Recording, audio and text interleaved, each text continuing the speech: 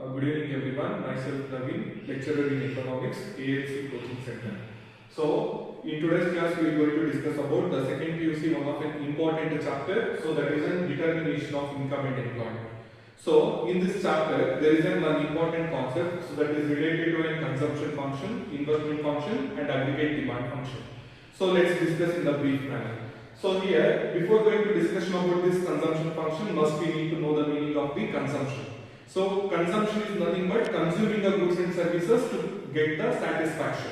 So but the concept of consumption is different and the concept of consumption function is different. Okay. So the equation of consumption function, that is C is equal to C bar plus Cy. So which means the consumption function explains the relationship between the consumption and income. So usually in macroeconomics the income is denoted by Y.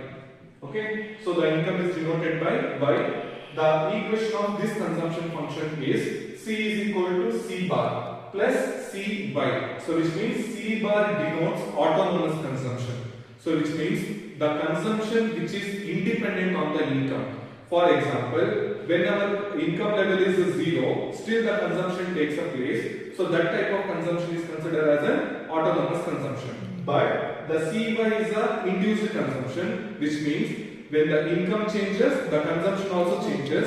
So which means the consumption which is dependent on the income, so that is called as an induced consumption. For example, so when the C bar, which means the autonomous consumption, is 50, 50, 50, even the income level is 0, it is 50, 1, 2. If the income changes, the autonomous consumption is remain unchanged because it is independent on the income. But the Cy, when the income is 0, the induced consumption is also 0. When the income changes, the induced consumption changes. Okay, so this is an induced consumption.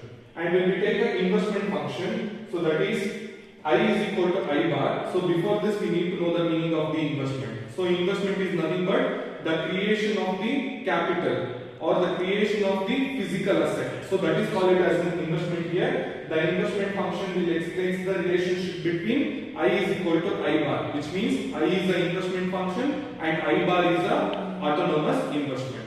Okay, we'll continue in the next class.